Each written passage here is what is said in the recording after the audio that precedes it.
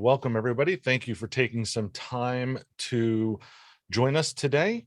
Today is a continuation of our webinar series where we are picking different parts of our system and going through them in a little bit more detail for our customers. Of course, if anybody ever has questions, you can always use our live online chat on our website, or you can feel free to reach out to us via these webinars and email as things progress. So let's go ahead and get started, jump right into it. The first thing I'd like to do is just get a little housekeeping out of the way. I do need to read a quick safe harbor forward-looking statement. This presentation may contain information regarding areas of the Cirrus Insight platform that are unreleased and still under development. Product demonstrations, illustrations, and prototypes shown in today's presentation may look different, be referred to under different names, and may function differently once released. We encourage you to make any and all buying decisions based on features and functionality that are currently available. All right, another piece of housekeeping. This session is being recorded, so we will go ahead and send out the recording of this after the session ends today. Probably later today or early tomorrow would be my guess, depending on once it renders. In addition to that, we do have a Q&A pod. Please feel free to go ahead and submit any questions you have. We have on the line with us today myself, Ryan, Pete, and Edwin. And between the four of us, we will try to answer as many questions as we possibly can on the call. All right. So what are we going to cover today? The first thing we're going to cover is what exactly does the Salesforce integration with Cirrus Insight control. Then we'll cover how do we set up or establish Salesforce integration connections. And then we're going to cover the top 5 most used settings that customers use to enhance user experience within the platform. As you can imagine, there are probably dozens upon dozens of features that we have that are controlled by the Salesforce integration, and it would probably take us a few hours to go through each one of those in great detail. Once again, if you have specific questions, feel free to go ahead and ask them via the Q&A pod, and we will try to get to as many questions as we possibly can. So I think we can go ahead and jump right into the demo. Let me go ahead and shift my share here real quick. And I believe if Ryan, can you give me a thumbs up or something to let me know that we are sharing? Yes. Okay, perfect. All right. Excellent. The first thing I want to talk about in a little bit of detail is what are the things that are controlled by the Salesforce integration. And in a nutshell, we can control search and visibility of objects. So when I say search and visibility of objects, what I'm talking about is the visibility in the side panel, right? And what shows up when I click or interact with either a contact or a company in terms of related lists, in terms of when I want to go ahead and search for something, or I want to go ahead and create new. That's the other thing that we can control with the Salesforce integration settings.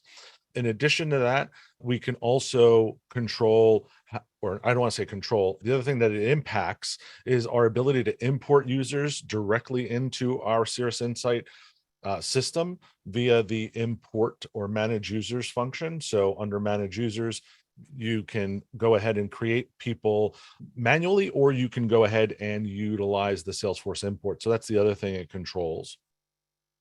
And then finally, it controls all of the activity creation that happens with with what we call admin managed sync services.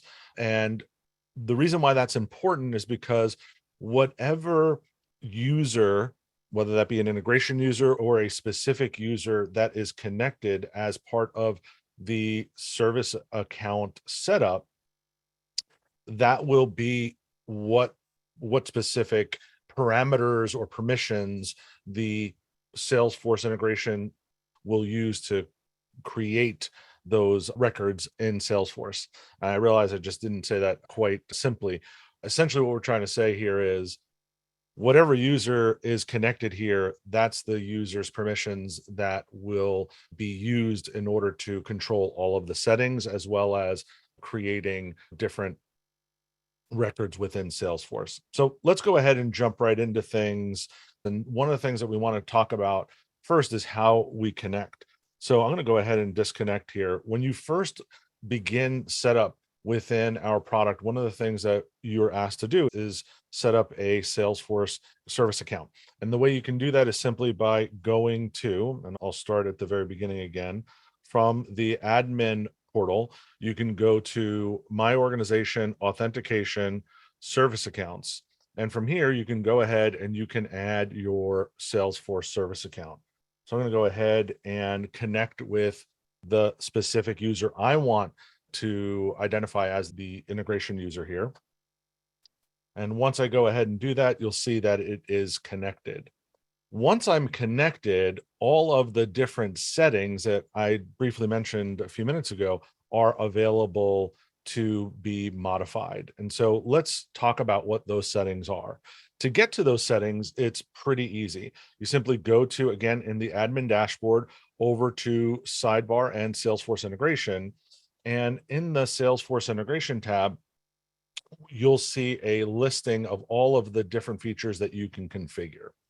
So I do want to talk a little bit about a few of these. And again, we can go into any of them in more detail if you have specific questions, but we do want to touch on some specific ones that we know customers use pretty often. The first is what we talk about when we say search and visibility, right? And so that's this first tab here. And primarily what we see most often customers want to do is simplify the sidebar for their users. Because as when you log in as a user into Salesforce, whatever permissions you have access to seeing all of those objects and within Salesforce. And by default, that would happen in the sidebar as well. And a lot of times what our customers want to be able to do is they want to simplify. They don't want, when somebody comes in here and looks at a related list, they don't want to see the 55 related lists. I'm making that number up, but 55 related lists that that user has access to.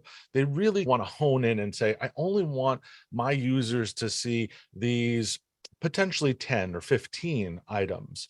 And that's what when we say control, the idea of visibility of objects within the sidebar, that's what we're talking about. So as you can see here, my user, when I'm logged into the sidebar, I'm seeing just these 4 items here.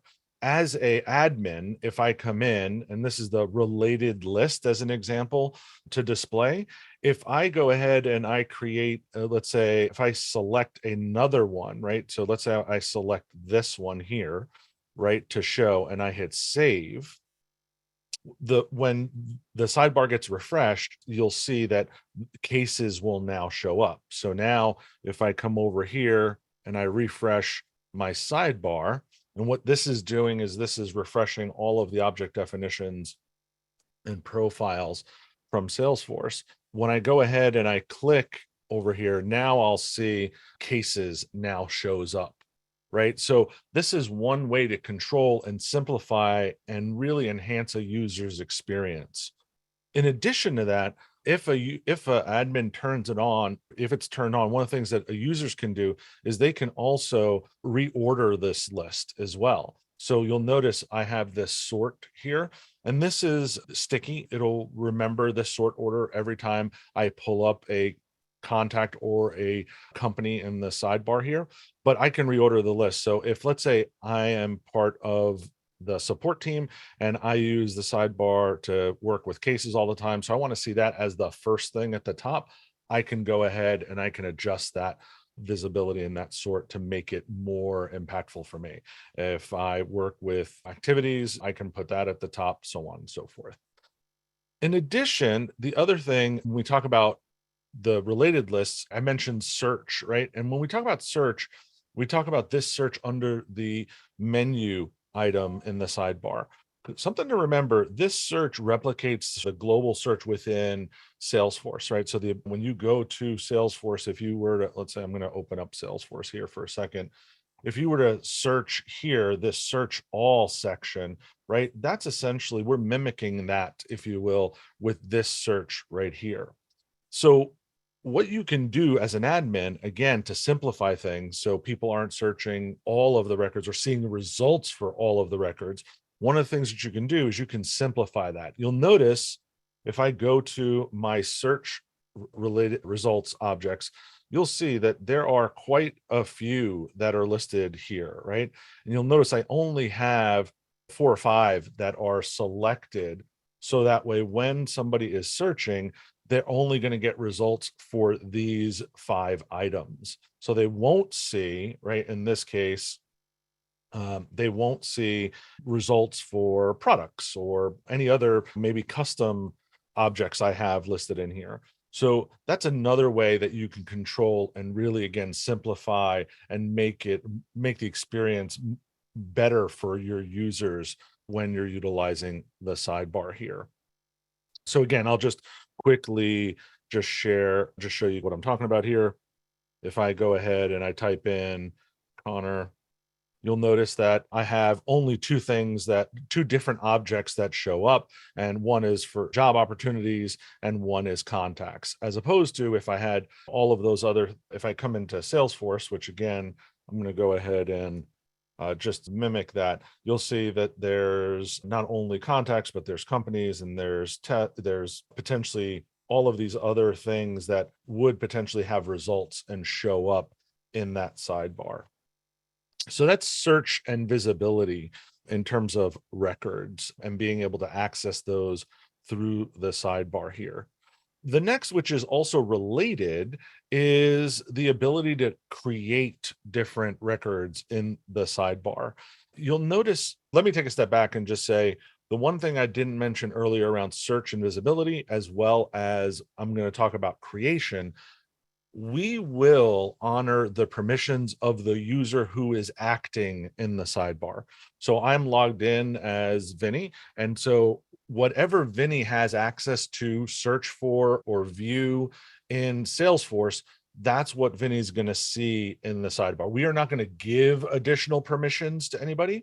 And by you restricting, you'll be able to restrict things, but we'll never, Cirrus Insight will never provide additional permissions to users in general. We always honor the permissions of the particular user. So when I come in here, if I take a look at, let's say, this particular company, you'll notice that I have the ability to create certain things in the sidebar here.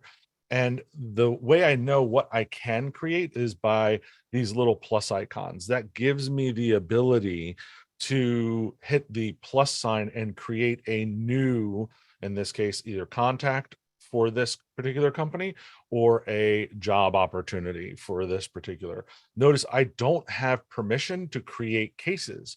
So as a result, I can't create that case there. I should say, you'll notice that there is no plus sign here because if I go to settings, one of the things that you'll notice, even though it's available to create cases is create, I don't have the ability to do. And that's the example I was trying to give you, like if the user doesn't have the permission to create something in Salesforce, we won't give them the permission to do that in the sidebar. So just wanted to illustrate that for you all.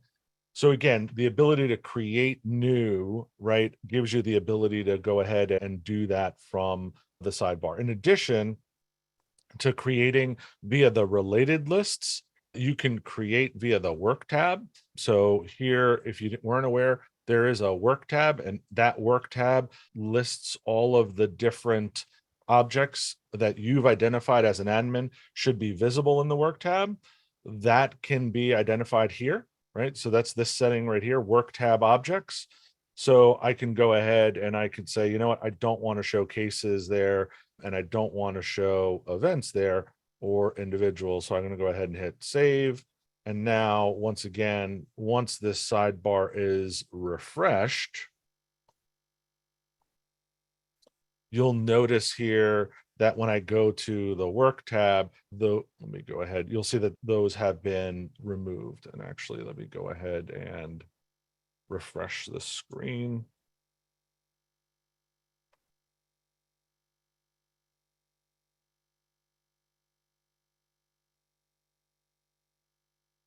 So you'll see that case and individual, it no longer shows up here in that work tab once it's been refreshed.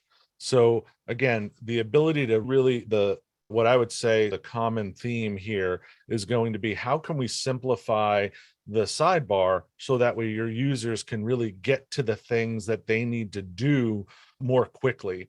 Now, again, another thing I neglected, and this is my fault, I neglected to mention at the very beginning of this session is, while I'm sitting here in Google, if I was in Outlook for web, or if I was in the Outlook desktop, the same things apply. Our app is consistent across both platforms. It works exactly the same way. There is no difference. You would see those same exact features happen, or those different changes happen in the sidebar in the same way.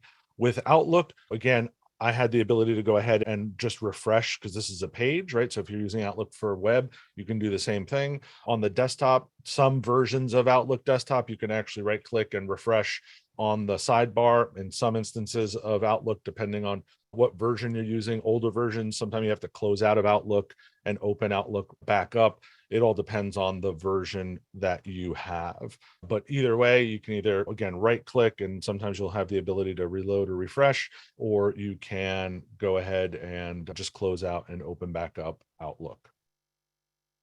That is the ability to search and visibility, control, the ability to create new objects or new records.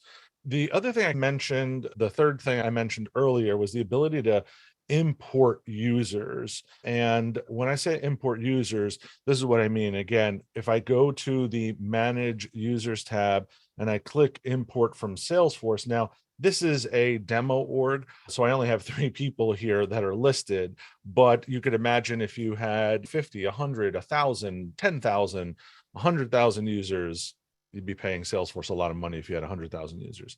But if you had a lot of users, you would see them all listed here. You could search for folks. You could search by any one of these departments, or sorry, any one of these columns that are here, and you could go ahead and hit check, and then you can go ahead and create that user or import that user.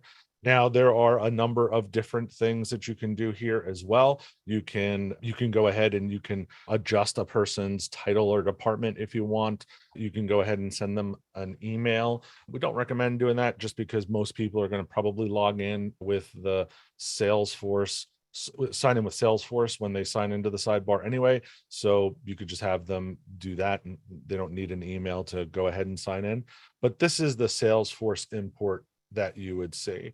The other thing to also mention here is anybody that's already in the system, so already in your Cirrus Insight instance, will not show up in this list. This is a common question that comes in, bonus tip here, that we get a lot of questions in support. So, hey, I'm trying to import a user. How come I don't see them under Salesforce import? The reason is usually because they're already there. And again, right, I only have 3 people that are listed here, but you could imagine if this list is 200 people long, I might not realize that this person that I'm trying to import is already imported into the system. So just something to keep an eye out overall.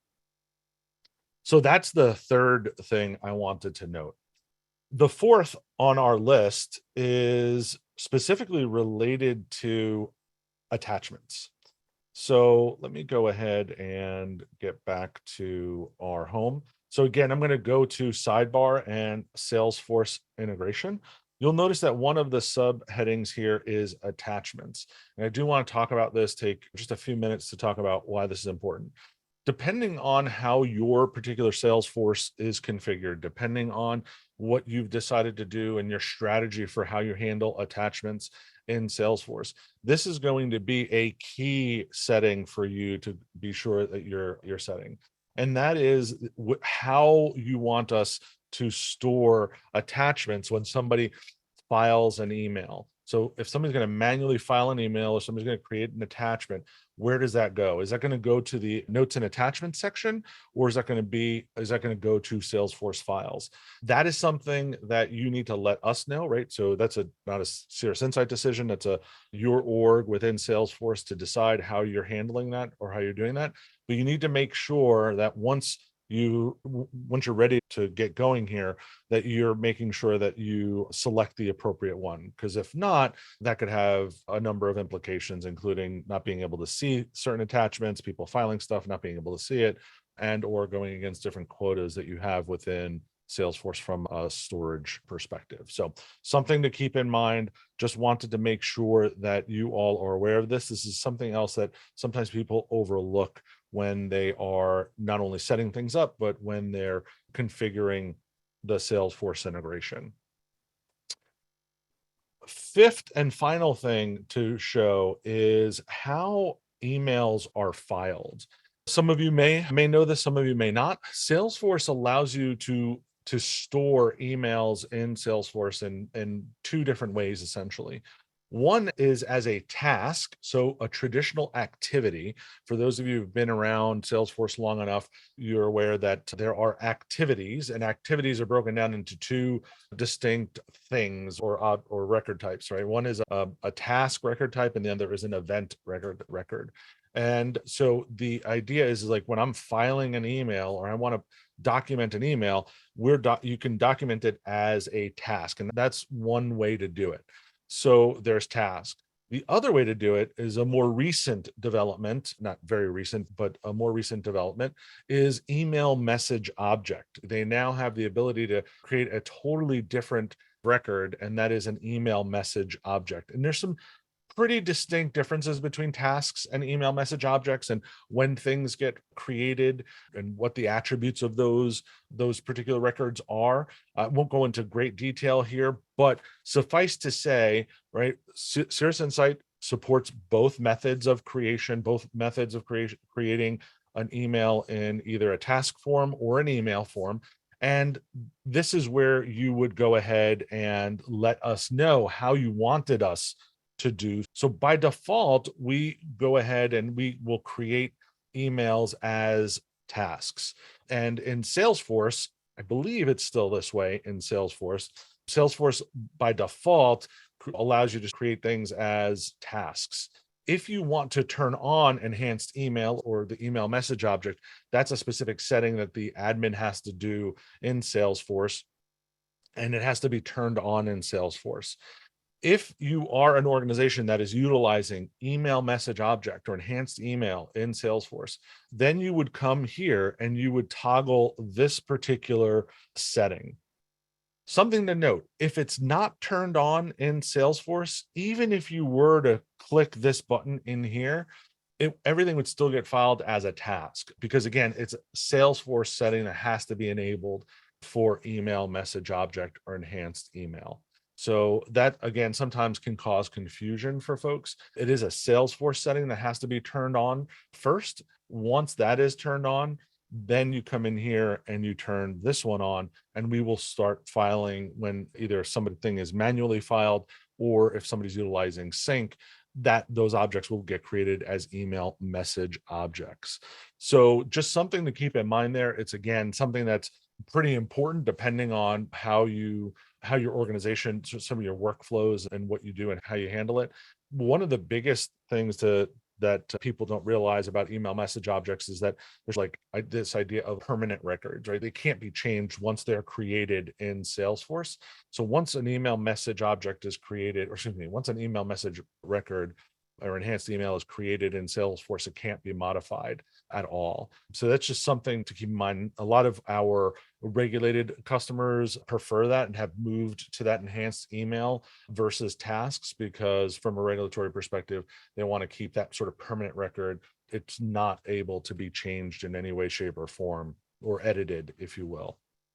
So anyway, that's neither here nor there. Just wanted to make sure that everybody understood that we had email message object versus task, and you have the ability to control that. So we are just about 14 minutes away from the end of our session. I did want to open things up for questions and see if we could help anybody with any specific questions you have. I know I've seen a couple of questions come through already, and I know that Edwin's answered a couple. By all means, go ahead and open that up to all of you, see if you have any specific questions. If so, we'll try to answer some of them live, and we'll stay on for as long as we need to. For those of you who don't have any questions, feel free to stick around and listen to any questions that come up. Or if you don't have questions and you'd like to beg off now, by all means, you can go ahead and do. I want to thank everybody for joining, anybody who is going to potentially leave now, and we'll see you on the next one.